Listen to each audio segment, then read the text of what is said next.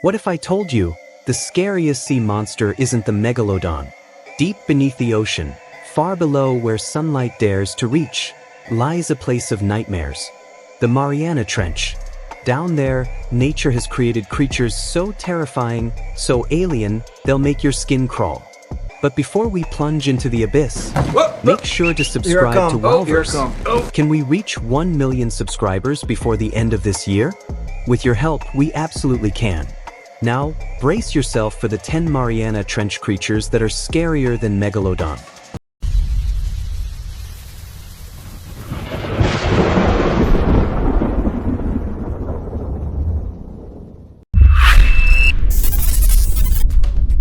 The bloop sea monster. Allow me to ask you this very important question right off the bat. What is more feared than the unknown? After all, isn't that one of the things that keeps us rooted in our routines and not exploring the wide world that's out there? And when it comes to the depths of the oceans, we don't know everything that's out there, and thus, it makes some fearful of what might lie deep within its depths. A great example of this is the bloop sea monster that many wonder about after a mysterious sound was captured by scientists. The bloop is a noise with an ultra-low frequency that was recorded in 1997 in the middle of the Pacific Ocean by the National Oceanic and Atmospheric Administration. Some people say that it was an unknown sea creature, while others say the sound had been caused by an iceberg that was splitting from Antarctica. An important part of this sound is that it was recorded both above and below the water's surface, which immediately shows that it's not a known creature, as animals like whales do make sounds underwater, but they're typically not heard from the surface unless the whales themselves are up there. As noted, the first sound from the bloop would be recorded in 1997, and then it popped up once again in 2012, so it might have taken 15 years, but we did hear it twice, which means that it was more than just a one-off event. So, is it a sea creature that's making this noise? That is the mystery that many people want to figure out, and it's not an easy thing to do if not obvious. There are many who maintain that it's just an ice shelf breaking off or something of the like, but others are not so convinced that that's the case. If there is something out there that has made this sound, and it can project it over 5,000 kilometers away, then it's something that could very well make the Megalodon look tame. Or it could even be Cthulhu, and if that's the case, then we're all screwed. The frilled shark. Now, there will be a shark or two on this list simply because while the Megalodon was the most feared thing in the depth during its day, that's not to say that the sharks of the modern day aren't to be feared as well. And when it comes to the frilled shark, it's scary simply because it doesn't look like any shark that you would recognize. They're what are known as a living fossil, because their species have existed for millions of years, and they haven't really evolved that much, which, if you think about it, is kind of a contradiction, because you would expect a creature to move on in some ways and grow to better adapt to their surroundings. But with the frilled shark, it's not the case. And because of this, they look more like an eel than they do a shark. I mean, seriously, look at their leathery bodies and how they don't have a fin on their tops, like every shark species that you know. Furthermore, when it comes to swimming, they do so in an eel-like fashion and not like any other sharks. When it comes to hunting, they're as scary as a shark should be. They're active predators and may lunge at potential prey, swallowing it whole, even if it is quite large. And that's why they're going to want to end things in one shot, and it means plenty of prey are on its list. Going back to the first entry, there's a lot of fear of the unknown with the frilled shark because it lives at such a depth that it's rarely ever filmed, and thus hardly ever studied. To that end, nobody honestly knows their ecology, their population numbers, and more. It might be better that way though, because it also means we won't be learning much about them soon. The gulper eel. When you first see a gulper eel, you may not be all that impressed. They look like any other eel, they're only about a meter in length at max, and they don't appear to have any kind of special features that could help them to stand out from the rest of the aquatic world. But once you get to their mouth, that's when you're going to notice very quickly how they get their name. Because when they want to eat, they're not exactly afraid to expand their mouths to a massive proportion that frankly will boggle your mind. In this footage of a gulper eel in action, you'll see that it almost looks like a balloon as it eats. They basically just fill up their mouths with water for the extra size, and then they'll use that extra girth to swallow their prey whole. So, in a way, they're kind of like pelicans. Weird and long and black-colored deep-sea pelicans. Ugh. Moray eels. When people think of eels, they tend to think of the electric variety that inhabits the Amazon, but to those that know the moray eel, they know that it can be equally as frightening and deadly without the need for any kind of superpowers. For example, it can come in a variety of colors, which will often get them mistaken for sea snakes. Another trait that they have is that they have poor eyesight. However, they make up for that with an acute sense of smell that is so powerful they can even track prey after they've hidden just by their scent alone. And so, if this eel catches your scent, well, you're not getting away if it has its way, and their hunting methods will go well beyond simply smelling and finding. Although they're solitary creatures, they will often hunt alongside the grouper fish. While researchers are unsure how exactly they collaborate or communicate in their hunting strategy, it seems that it begins with a head nod to one another. They work jointly to corral their victim into a tight group when hunting, and that kind of teamwork is rare amongst different species of the animal kingdom. Could you simply imagine if the Megalodon was able to hunt in groups, perhaps even with the giant squid? Nothing would have been able to stop them then. So let's be glad that this evolutionary trait never manifested.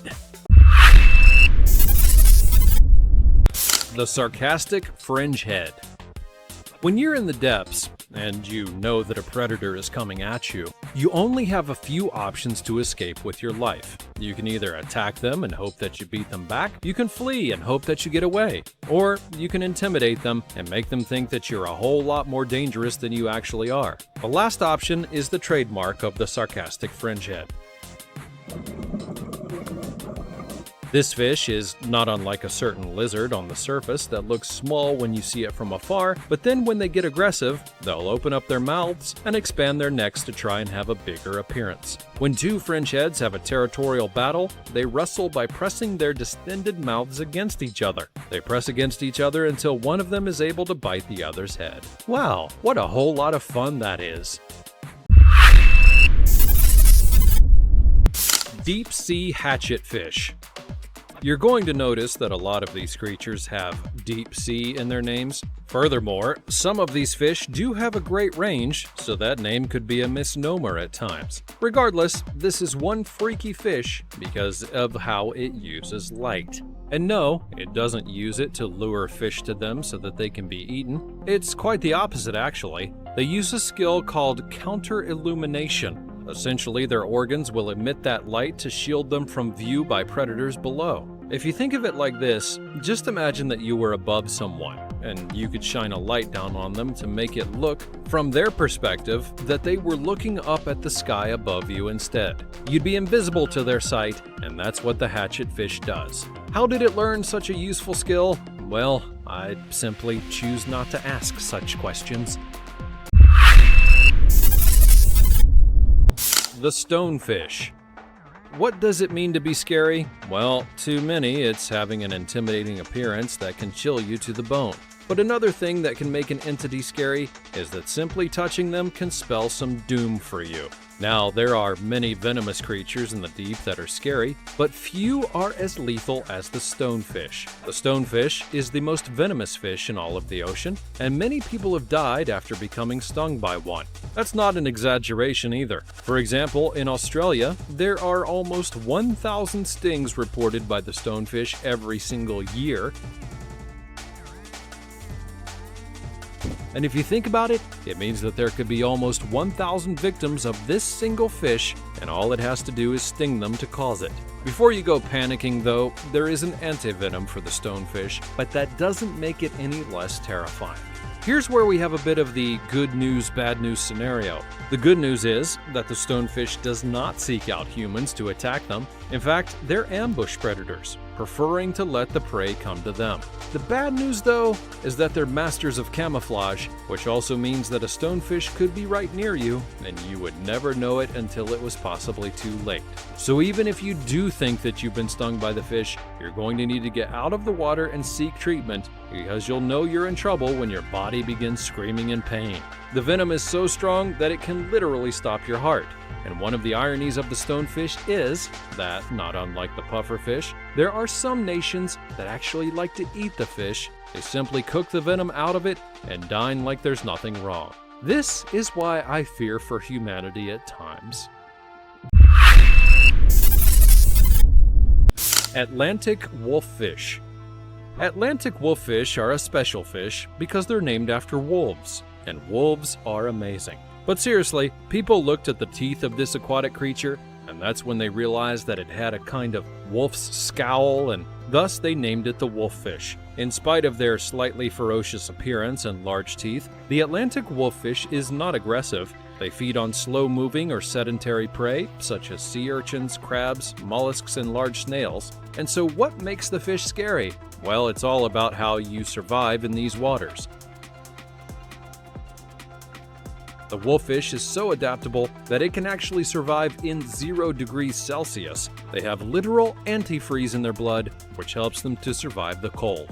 Now, there are actually many fish species that have that special ability, which just goes to show you how evolution can help a fish to survive in a region that you would think they would instantly die in. The vampire squid. Now, if you thought that the giant squid would be the only one to make this list, well, you would be wrong, because now I'm going to show you a terrifying squid that also has the ability to suck your blood while you roam the depth. No, not really, but that'd be terrifying if it were true. The real reason that it's called the vampire squid, and why it's scary, is that because when you look at it from the outside, it may look like a simple squid with unique skin around its tentacles. But when you look on its inside of the bottom part, you're going to notice that those tentacles have spines that it uses to grab its prey. Cute on the outside, deadly on the inside, and the ultimate predator trick.